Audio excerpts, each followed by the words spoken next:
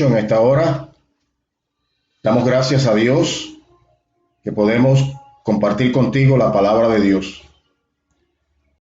Esta mañana queremos utilizar el pasaje de la Escritura que da continuidad en el Evangelio de Marcos. Anteriormente compartí el poder de Jesús sobre las crisis en el mundo natural, usando el pasaje de la Escritura donde Jesús está en la barca cruzando hacia Gadara en el mar de Genesaret, y cómo se levanta una gran tempestad de viento. Finalmente Jesús muestra su poder calmando la tempestad, dando una orden y reprendiendo al viento y al mar, tanto que se hizo grande bonanza. El pasaje que continúa en Marcos aparece en el capítulo 5 y muestra el poder de Jesús sobre el mundo sobrenatural invisible. Y quisiera leer el pasaje de Marcos capítulo 5.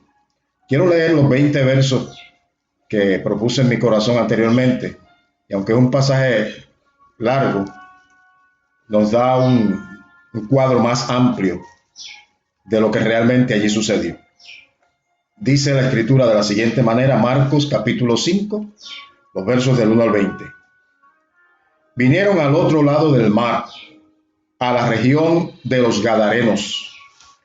Y cuando salió él de la barca, enseguida vino a su encuentro de los sepulcros un hombre con espíritu inmundo,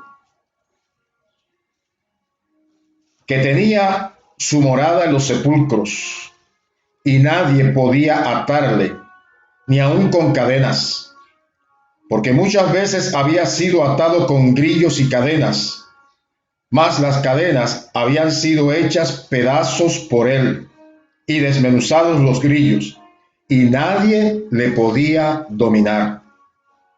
Y siempre de día y de noche andaba dando voces en los montes y en los sepulcros, e hiriéndose con piedras. Cuando vio pues a Jesús de lejos, corrió y se arrodilló ante él, y clamando a gran voz dijo: ¿Qué tienes conmigo, Jesús, Hijo del Dios Altísimo? Te conjuro por Dios que no me atormentes. Porque le decía: sal de este hombre, espíritu inmundo. Y le preguntó: ¿cómo te llamas? Y respondió diciendo: Legión me llamo, porque somos muchos. Y le rogaba mucho que no lo enviase fuera de aquella región. Estaba allí cerca del monte un hato de cerdos paciendo. Y le rogaron todos los demonios, diciendo: envíanos a los cerdos para que entremos en ellos. Y luego Jesús les dio permiso, y saliendo aquellos espíritus inmundos, entraron en los cerdos, los cuales eran como 2000, y el hato se precipitó en el mar por un despeñadero, y en el mar se ahogaron. Y los que apacentaban los cerdos huyeron, dieron aviso en la ciudad y en los campos, y salieron a ver qué era aquello que había sucedido. Vienen a Jesús y ven al que había sido atormentado del demonio y que había tenido la legión, sentado, vestido y con su juicio cabal, y tuvieron miedo. Y les contaron los que habían visto cómo había acontecido al que había tenido el demonio y lo de los cerdos. Y comenzaron a rogarle que se fuera de sus contornos. Al entrar en la barca, el que había estado endemoniado le rogaba que le dejase estar con él. Mas Jesús no se lo permitió, sino que le dijo: vete a tu casa, a los tuyos, y cuéntales cuán grandes cosas el Señor ha hecho contigo y cómo ha tenido misericordia de ti. Y se fue, comenzó a publicar en Decápolis cuán grandes cosas había hecho Jesús con él, y todos se maravillaban.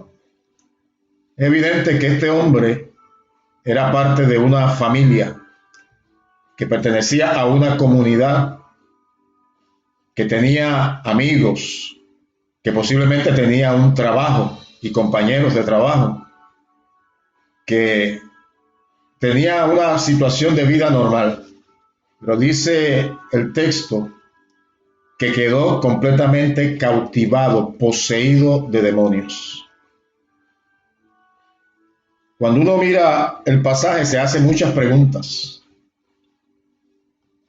Una de esas preguntas es, ¿cómo es que este hombre llegó a quedar poseído?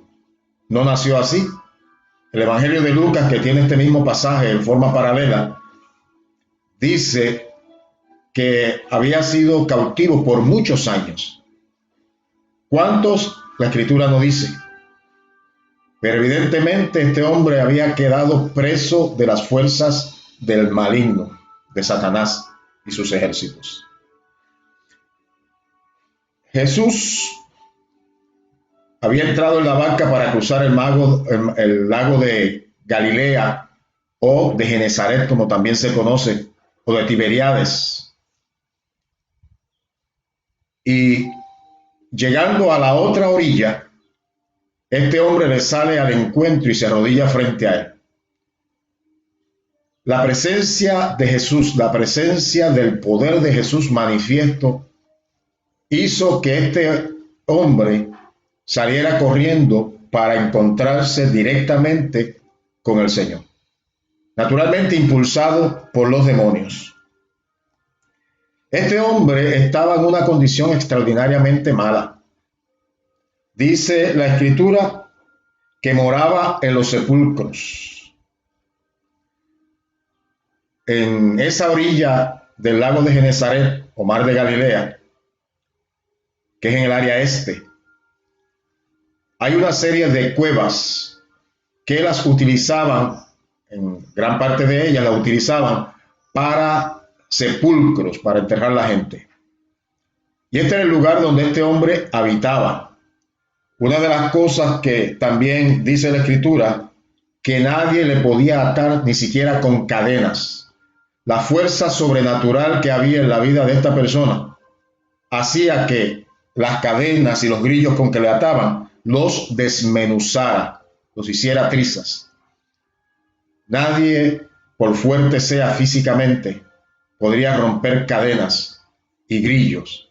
Pero cuando hay poderes demoníacos en la vida de una persona, siempre hay una fuerza extraordinariamente grande, porque es una fuerza que viene del mundo invisible y viene para dominar a la persona y para también hacer que la persona pueda actuar de forma mala y dañar a otros. Este lugar era muy peligroso. La gente, imagino que tenía mucho temor de pasar por este sitio.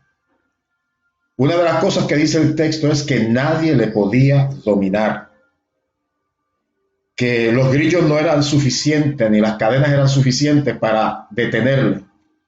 Otra cosa que describe la Escritura en el Evangelio de Lucas es que andaba sin ropas, andaba desnudo. Es interesante porque el pasaje de Marcos aparece en Mateo y en Lucas, y en uno nos dan unos datos y en otros, que nos permiten ver un cuadro un poco más amplio de la realidad de este hombre.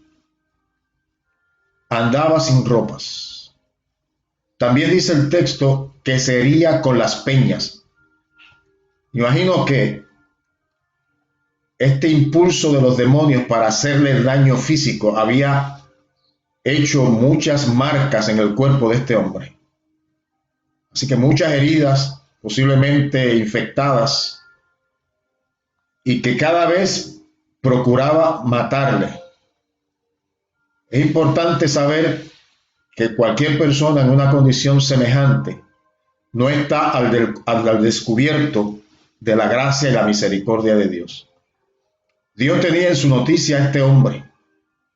Por muchos años ya estaba cautivo, pero Jesús entendió que debía pasar de un lado del lago de Genezaret al otro, porque allí habría de encontrarse con este hombre y habría de traer liberación. Dice la Escritura que cuando vio a Jesús de lejos, corrió y se arrodilló delante de él. Inmediatamente los poderes demoníacos que habían en él hablaron, dice, y clamando a gran voz, o sea que utilizaron sus cuerdas vocales, hablaron a través de este hombre. ¿Qué tienes conmigo, Jesús, Hijo del Dios Altísimo? Es evidente que anteriormente este hombre nunca tuvo un encuentro directo con Jesús, pero lo que había dentro de él conocía al Dios eterno, al Rey de Reyes, al Señor de Señores, al Hijo de Dios que se había encarnado. Y reconociéndole, porque le conocen desde la eternidad, desde que ellos fueron creados naturalmente, seres angélicos caídos que se convirtieron en demonios,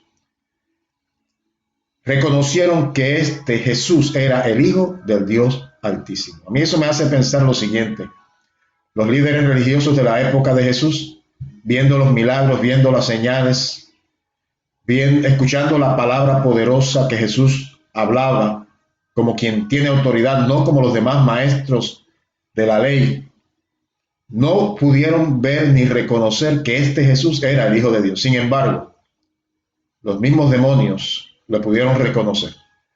La Biblia dice que los demonios creen y tiemblan, porque saben que uno mayor que ellos está gobernando y está dominando la realidad, tanto en el cielo como en la tierra. Le dijeron, te conjuro por Dios que no me atormentes. Ellos saben que sus días están contados, que vendrá el tiempo en que no podrán actuar sobre la faz de la tierra y que estarán castigados por la eternidad. Ellos clamaban de esta manera porque Jesús estaba reprendiéndoles, estaba ordenándoles que salieran de aquel hombre y le dejaran libre. Hay momentos en que se resisten. En muchas ocasiones Jesús daba una instrucción, una orden, e inmediatamente salían de las personas los demonios y las personas quedaban libres. La pregunta que uno se hace es ¿por qué en este caso en particular no salieron inmediatamente? Por un lado podríamos pensar que se resistieron a no salir. Por el otro lado podríamos pensar que Jesús estaba dando la oportunidad para demostrar que dentro de este hombre no había un elemento natural de locura, sino que habían poderes sobrenaturales dominando su vida. Les preguntó, ¿cómo te llamas?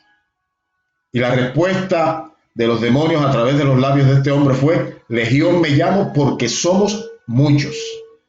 Utilizaron el nombre o concepto de legión.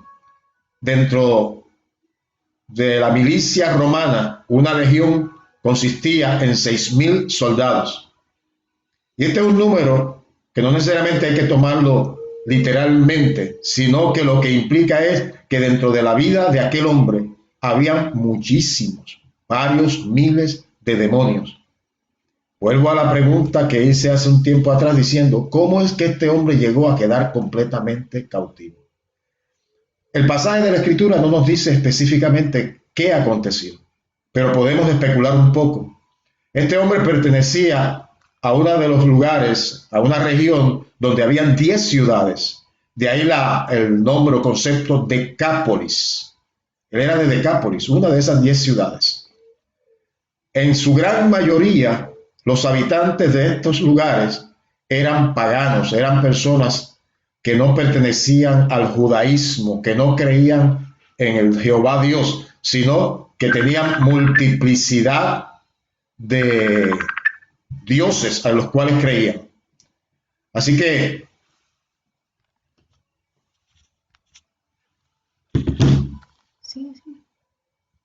ellos, esta gente, de alguna manera tenía la práctica de participar en la adoración a muchos dioses.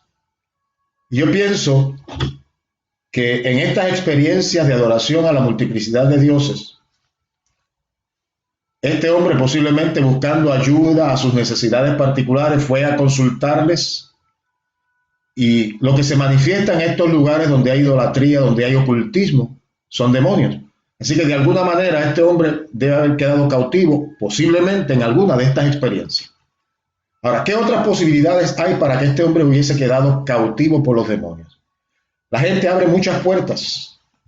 Por ejemplo, en el Nuevo Testamento la Biblia dice, airaos, pero no pequéis ni deis lugar al diablo. Quiere decir que cuando uno se aira y le da rienda suelta a su ira, y eso se puede convertir en odio, se puede convertir en resentimiento, en amargura, se puede convertir en querer mal a aquellos otros con los cuales uno está airado. Le está abriendo una puerta a los poderes del mal.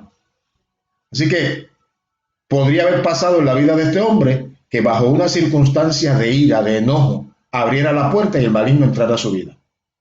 Esa es una posibilidad, igual que la posibilidad de que hubiese estado en eventos de ocultismo y en ellos, allí en medio de la idolatría, pudiera haber quedado cautivo.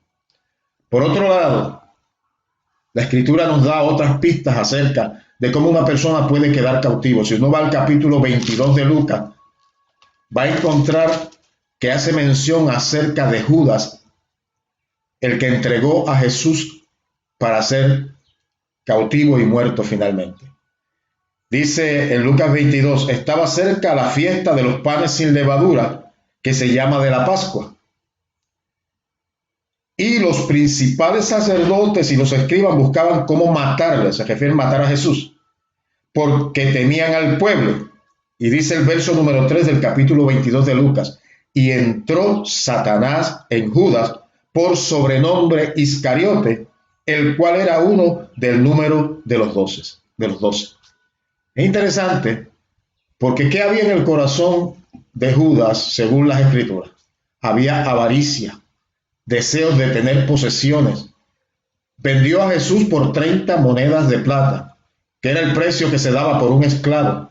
Así que por muy poco dinero vendió a Jesús. Pero no lo hizo meramente por motus propios, sino que llegó el momento que su avaricia, que su deseo de tener, se convirtió en un obstáculo para su vida espiritual, pero a su vez una puerta abierta para los poderes del mal. El Evangelio de Juan describe que Lucas era el tesorero del grupo de los 12, junto con Jesús. Y Juan describe que como era ladrón, sustraía de lo que se echaba en el tesoro, en la bolsa. Quiere decir que la puerta que él abrió, la abrió por causa de la avaricia, el deseo de tener a cualquier costo. En este caso, robando. Y en este caso, vendiendo a Jesús el Maestro.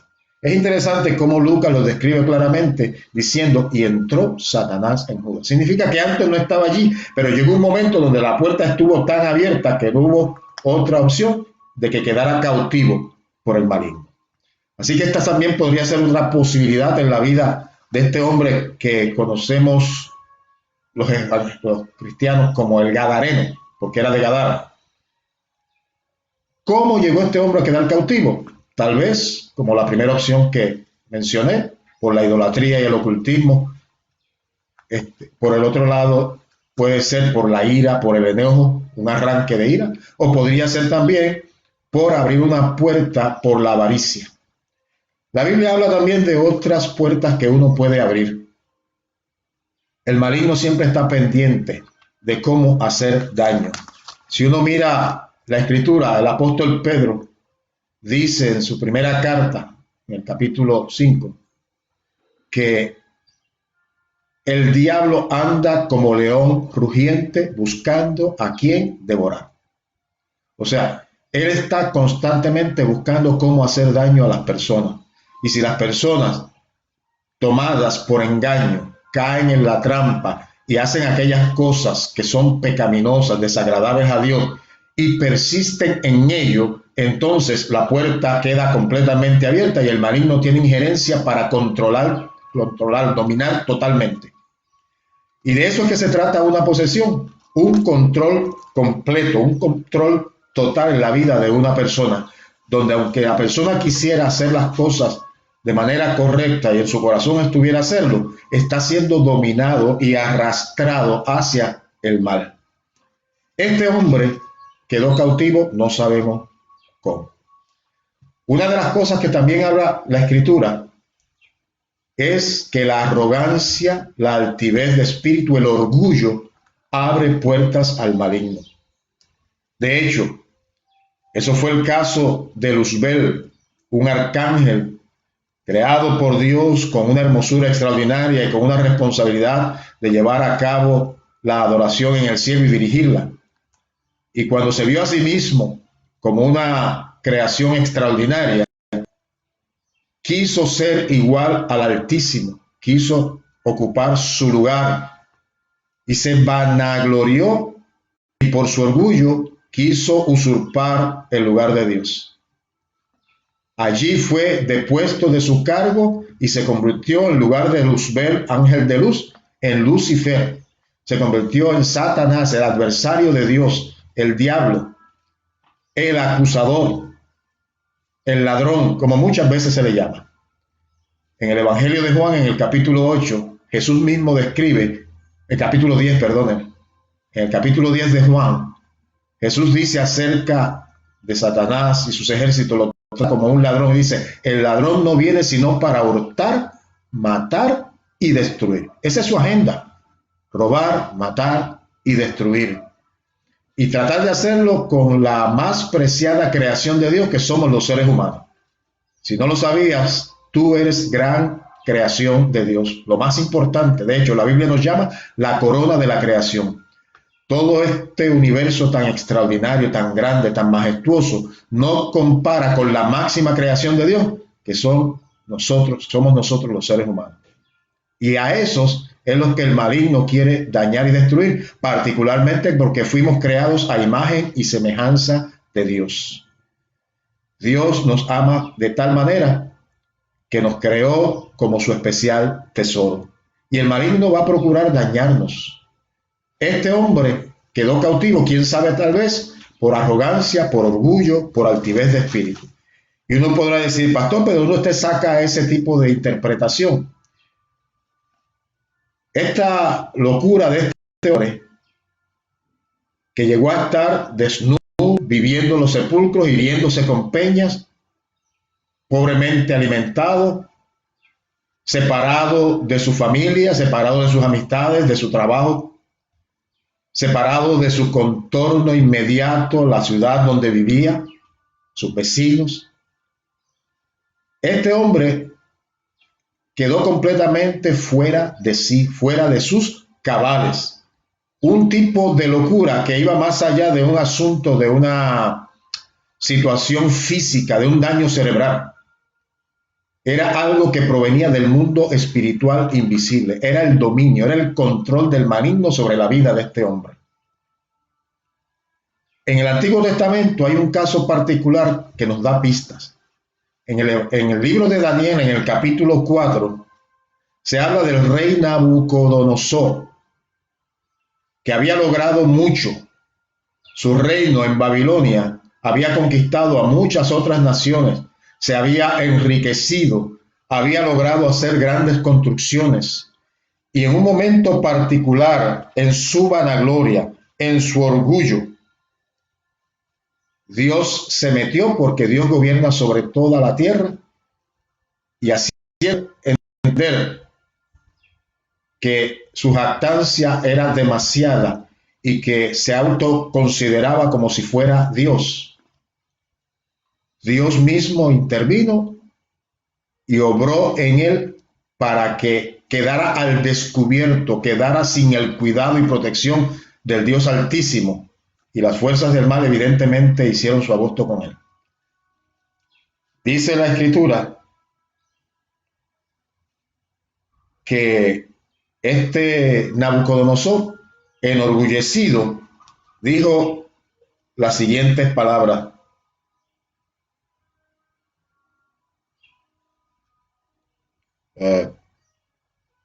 Bueno, no lo veo directamente dónde está, pero les digo lo siguiente.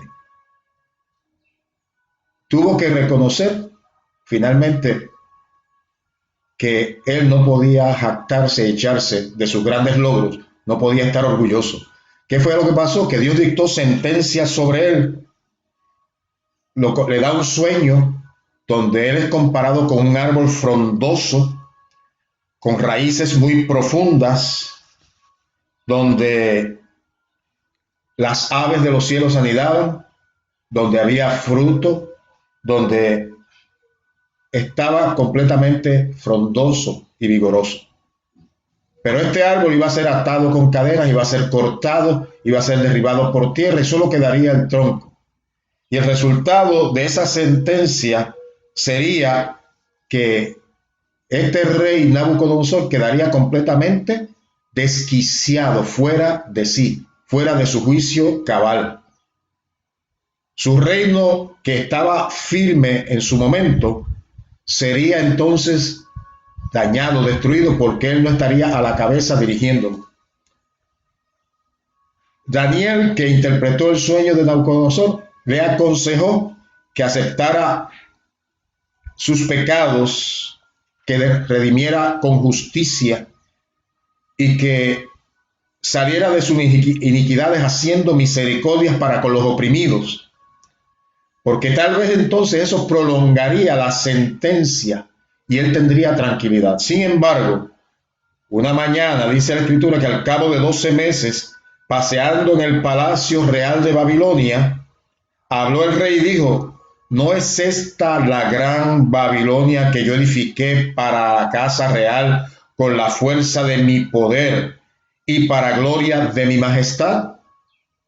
Aún estaba la palabra en la boca del rey cuando vino una voz del cielo: a ti se te dice, rey Nabucodonosor, el reino ha sido quitado de ti, y de entre los hombres te arrojarán, y con las bestias del campo será tu habitación, y como a los bueyes te apacentarán, y 7 tiempos pasarán sobre ti, hasta que reconozca que el Altísimo tiene el dominio en el reino de los hombres, y lo da a quien él quiere.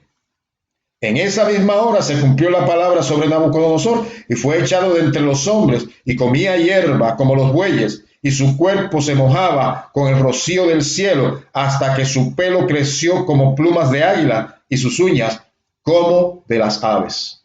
Este cuadro de Nabucodonosor que aparece en el Antiguo Testamento es un cuadro que describe una locura extrema que ha venido a su vida como un juicio de parte de Dios, donde por la arrogancia y la altivez y el orgullo, diciéndose a sí mismo que por su gran poder había logrado tantas cosas, ese enaltecimiento le provocó la sentencia de Dios. Es evidente que quedó al descubierto de una protección y un cuidado, y las fuerzas del mal que vinieron a robar, matar y destruir, tomaron control de su vida, y por 7 años anduvo completamente cautivo, completamente como una bestia.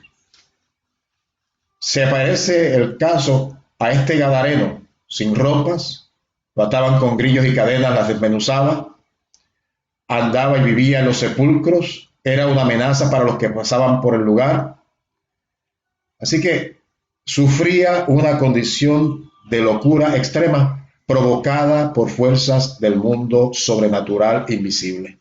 Eran demonios en el caso particular de este gadareno, no necesariamente en el caso de Nabucodonosor. Pero miren el pasaje. Cuando los demonios se acercan a Jesús y comienzan a clamar que no los atormente, también le solicitan que no sean echados de ese territorio, de ese lugar. El Evangelio de Lucas describe el mismo pasaje y dice que les rogaban mucho, diciendo: no nos eches de esta región. En el caso de Mateo dice que habiendo un hato de cerdos cerca, le solicitaron a Jesús que les diera permiso para entrar en los cerdos. Querían también hacer el mismo daño que querían hacer con este hombre, lo quisieron hacer entonces con los cerdos, y así sucedió finalmente. Salieron corriendo dentro de esa locura, por un despeñadero se lanzaron al mar y allí perecieron. Pero Dios, que es bueno y misericordioso y que amaba a este hombre gadareno, actuó de una manera extraordinaria, llevando a su hijo Jesús al otro lado del lago para encontrarse con este hombre cautivo y traer liberación. Hay una evidencia clara de que este hombre estaba poseído por demonios. Cuando da la orden para que salgan, y esta vez les da permiso para que entraran en los cerdos, al entrar en los cerdos, la locura que había en el hombre pasó a ellos y salieron corriendo despavoridos a un despeñadero, a uno de estas piedras enormes que sobresalen en los riscos, y por allí se lanzaron al mar y murieron. Evidencia de que sí había algo en este hombre, que no era una situación psicológica, que no era una situación emocional. Alguna gente piensa que los demonios no existen. Y con esto yo no quiero decir que todos los casos de demencia o de situaciones críticas, emocionales y psicológicas vienen por causa de demonios. Dios me libre de decir eso. Pero hay casos y hay casos. Y en ocasiones queremos tratar todos los casos de la misma manera. Cuando se trata de una situación de un daño cerebral, hay que tratarlo médicamente, con medicinas, con terapias. Cuando se trata de un caso psicológico y emocional, se puede tratar de la misma manera con recursos naturales. Pero cuando se trata, como el caso de este hombre en Gadara, de una posesión, de una cautividad, de un control total por causa de los demonios, eso no se maneja con recursos humanos, sino con el poder de Dios. Es claro que era necesario la intervención del poder de Jesús sobre el mundo sobrenatural invisible para dominarle y controlarle. Yo quiero mencionar algunos pasajes de la Escritura donde Jesús mostró su poder sobre ese mundo sobrenatural invisible. En el caso del capítulo 12 de Mateo, le trajeron a Jesús un endemoniado que era ciego y que era mudo. Tenía condición física de ceguera y no podía hablar, pero era provocada por demonios. Y cuando Jesús lo recibió, reprendió al demonio y el hombre quedó completamente libre, completamente sano. Sin embargo, los religiosos de la época, los fariseos particularmente, al oír lo que decía la gente, glorificando a Dios, maravillados porque aquel que estaba allí había hecho un milagro y le reconocían como el hijo de David, refiriéndose a que de la descendencia de David habría de venir el Mesías. Estaban diciendo, este tiene que ser el Mesías. Comenzaron a criticar frente a la multitud y dijeron, por Belcebú, príncipe de los demonios, es que éste echa fuera a los demonios. Y Jesús les dio una lección y les dijo, una casa dividida en sí misma no puede permanecer. Un reino dividido en sí mismo no puede permanecer. Si Satanás echa fuera a Satanás, ¿cómo permanecerá su reino? Y entonces les dijo algo muy particular que debemos tomar en este momento. Les dijo, pero si yo, ese es Jesús hablando, pero si yo por el Espíritu de Dios echo fuera a los demonios, ciertamente ha llegado a vosotros el reino de Dios. Jesús le estaba diciendo, esta liberación de este muchacho ciego y mudo, que ha sido completamente liberado y sanado, no ha sido hecha meramente por recursos humanos, sino por el poder del Espíritu Santo de Dios. Y esto es una señal de que el reino, el gobierno de Dios, el imperio, el rey de reyes y señor de señores se está manifestando como soberano y está trayendo liberación, está estableciendo su reino en el mundo de los seres humanos.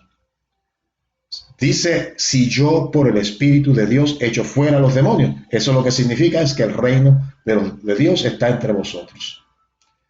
En otro de los evangelios utiliza otra expresión, en lugar de decir Espíritu Santo, dice, si yo por el dedo de Dios, haciendo alusión al poder de Dios manifiesto para liberación. Así que cuando Jesús trae liberación, se da por el poder del Espíritu Santo de Dios en su vida y en su ministerio. Jesús tiene autoridad, tiene poder sobre el mundo sobrenatural invisible. Cuando hay personas completamente cautivas por el mal, tienen esperanza de salvación, tienen esperanza de liberación. Si en esos momentos de lucidez, si en esos momentos en los cuales hay presencia manifiesta en el lugar donde están, pueden abrir su corazón y solicitar la ayuda y el favor de Dios para tener la liberación necesaria. Este hombre fue completamente libre, al conocido como el Gadareno, un hombre de Gadara. Fue completamente liberado por Jesús. Los demonios que habían en él entraron en los cerdos, ellos se precipitaron y murieron. Pero al fin y al cabo, este hombre quedó en su juicio cabal. Los que estaban apacentando los cerdos, los cuidadores de los cerdos, los que eran empleados de otros, que eran los dueños, quedaron completamente maravillados, pero también asustados. Y dice la Biblia que huyeron y se fueron a las ciudades y se fueron a las aldeas, algo que les debe haber tomado algo de tiempo. Comenzaron a comunicar lo que había sucedido con el hombre que había sido liberado, pero también a comunicar lo que había sucedido con los cerdos que habían sido muertos al caer al mar y ahogarse. Esto provocó que la gente de las ciudades cercanas, particularmente de esa área de Gadara, vinieran a donde estaba Jesús. A veces de un texto a otro parece que pasa poco tiempo, y yo pienso que estas acciones tomaron algún tiempo. Sin embargo, ellos vinieron donde estaba Jesús. Hay gente que se acerca a Jesús con fe, creyendo y recibiendo sus beneficios. Pero hay gente que se acerca a Jesús orientados hacia sí mismos y orientados hacia las cosas materiales, sin importarle ni el bienestar de una persona que ha sido liberada, ni su propio bienestar espiritual. En lugar de preguntarse quién es este, que tiene autoridad y que tiene poder sobre los demonios, que trae liberación y salvación a este hombre completamente cautivo por años. Entonces, cuando se acercan a Jesús, le rogaron que se fuera de sus contornos, que se fuera del lugar, que no ejerciera más ese poder sobrenatural, porque eso había causado que ellos tuvieran pérdidas materiales y económicas. Habían perdido sus cerdos. Cuando una persona está orientada hacia sí misma y orientada hacia las cosas materiales, muy poco piensa en el bienestar de los seres humanos. Cuando uno mira en este tiempo que estamos viviendo, gente que está en posiciones de autoridad, que son amos, que tienen a su servicio personas que trabajan para ellos, que hacen una serie de cosas corruptas para poder obtener dinero, uno encuentra que estas personas no son, que están posiblemente poseídos, dominados, controlados por el mal, pero que no están en su condición física, material y económica semejantes a este gadareno. Eso es lo que nos enseña a nosotros es lo siguiente: no todas las personas poseídas, cautivas por el mal, están en situaciones paupérrimas, en situaciones degradables, como estaba este hombre, desnudo, viviendo en los sepulcros, hiriéndose con peñas, atentando contra su vida. Hay otros que están bien vestidos, con chaquetas, con corbatas, que están en posiciones de autoridad y que desde esos lugares oprimen a los demás, siendo instrumentos del maligno para hacer daño, y porque su interés principal no es la gente, sino bienes materiales y económicos. Es interesante saber que personas así hacen mucho daño. Hay países donde sus gobernantes atropellan a su pueblo, a su gente. Evidentemente, detrás de todo eso hay fuerzas malignas dominando la mente, dominando las intenciones del corazón de personas que en lugar de buscar a Dios y servir a Dios, sencillamente se orientan hacia su bienestar material y económico y siguen haciendo daño a la gente. Yo quiero decir en esta hora que también para esas personas hay oportunidad de liberación, hay oportunidad de salvación. En lugar de estar orientados y abriendo puertas al maligno, teniendo avaricia como la que tuvo Judas, que les mencioné anteriormente, Y esa avaricia, ese deseo de tener, le llevó a abrir puertas para el maligno. En lugar de estar en eso, pueden arrepentirse y pueden buscar el rostro de Dios y serán liberados y serán perdonados y serán restaurados a una vida maravillosa en la presencia de Dios. Este hombre del pasaje que tenemos como base, en Marcos capítulo 5, y que comúnmente se le conoce como el Gadareno, fue liberado totalmente, y cuando la gente que llegó a donde estaba Jesús y estuvo rogando de que se fuera de sus contornos, lo vio, dice la Escritura que lo vio sentado al lado de Jesús, vestido y en su juicio cabal. Estar en el juicio cabal es tener una mente sana, una mente equilibrada, una mente, diríamos, normal, una vida que está balanceada, una vida que es sobria, que puede discernir las cosas tal y cual son realmente, no como parecieran ser. Este hombre se llenó de gozo por su experiencia de liberación y de salvación. También se llenó de gratitud. Dice la Escritura que quería seguir a Jesús. Y eso es lo más maravilloso, seguir a Jesús. Y naturalmente el pasaje lo que indica era que quería estar con Él constantemente, porque de Él había recibido su liberación, su salvación, su bienestar. Pero Jesús quiso que esa experiencia de liberación, que ese milagro, que esa señal del reino que produjo salvación en la vida de este hombre, que le devolvió la vida buena, el bienestar, fuera un testimonio para los suyos. Y cuando la Biblia habla de los suyos, habla no solamente de su familia inmediata, habla de todas las personas relacionadas con este hombre, sus vecinos, sus amistades, sus compañeros de trabajo, la gente que tenía intereses comunes y se encontraban en los lugares públicos. A todos ellos, Jesús quería que el mensaje de la liberación de este hombre les llegara como un testimonio vivo.